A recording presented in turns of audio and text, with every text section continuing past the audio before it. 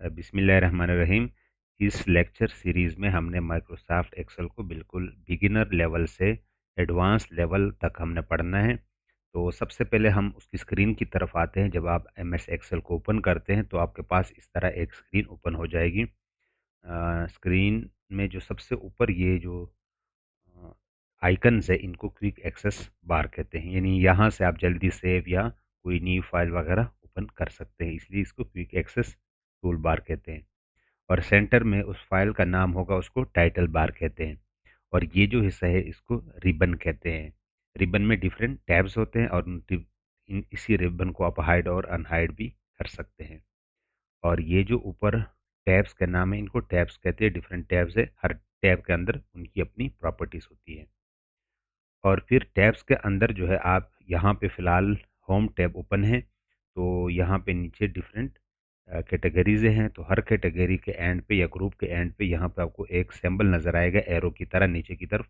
इसको dialogue box launcher कहते हैं, क्योंकि ये सारे बटन्स वगैरह सारी प्रॉपर्टीज़ यहाँ पे विजिबल नहीं है, इसीलिए इस पे क्लिक करने के बाद आपके पास मज़ीद जो प्रॉपर्टीज़ है वो आपको नज़र आएगी। और इनको ग्रुप्स कहते हैं, ठीक है। अब होम टैब के अंदर जो है ना, फिर भी उन्होंने डिवाइड किया, रिलेटेड जो ग्रुप्स है उनको अलग अलग किया। जैसे ये क्लिपबोर्ड है, ये फॉन्ट है। देखिए फॉन्ट के अंदर यहाँ पे जितनी भी प्रॉपर्टीज़ है वो फॉन्ट से रिलेटेड है। अलाइनमेंट, ये सारी प्रॉपर्टीज़ अलाइनमेंट के मुतल्लिक है। और यहाँ पे जितनी भी प्रॉपर्टीज़ है वो नंबर से मुतल्लिक है, तो इसलिए इनको ग्रुप्स कहते हैं।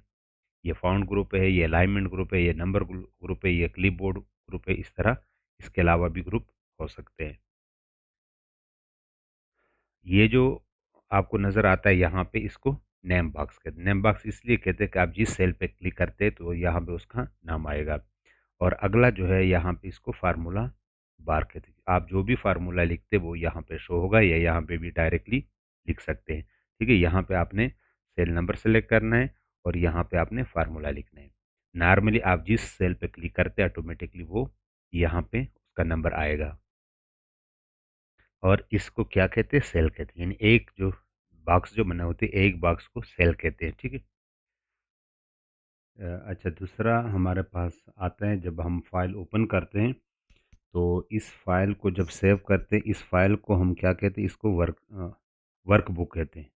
और इस वर्क बुक के अंदर डिफरेंट टैब्स ओपन होते हैं, उन टैब्स को हम वर्कशीट कहते हैं। जिस तरह हमारे पास ये देखिए, ये वर्कबुक है, इसके अंदर डिफरेंट शीट्स है, इनको क्या कहते हैं, वर्कशीट कहते हैं। अच्छा, अब हम स्क्रीन की तरफ आते हैं तो हमारे पास ये जो शीट है स्प्रेडशीट का, ये एक्सेल का, इसमें एक साइड पे हमारे पास रोज़ हैं, रो 1 2 3, इसी तरह कॉलम्स हैं, ठीक है। तो इनके रेंज की अगर बात करें तो तकरीबन 16,000, एक शीट जो है 16,000 कॉलम्स सपोर्ट करते हैं, ठीक है। आप जैसे जैसे आगे बढ़ते हैं तो ये कॉलम जो है, मैं थोड़ा सा यहाँ पे दिखाता हूँ। ऊपर जो अल्फ़ाबेट्स हैं वो डबल ट्रिपल, तो इसी तरह ये बढ़ता रहेगा। 16,000 तक सपोर्ट करता है। और रोज़ जो है तकरीबन 10 लाख तक रोज़ जो है ना रिकॉर्ड्स सपोर्ट करते हैं, ठीक है। तो ये दो रो, एक रो और कॉलम के जो कम्बिनेशन है इसको सेल कहते हैं, ये एक इंडिविजुअली।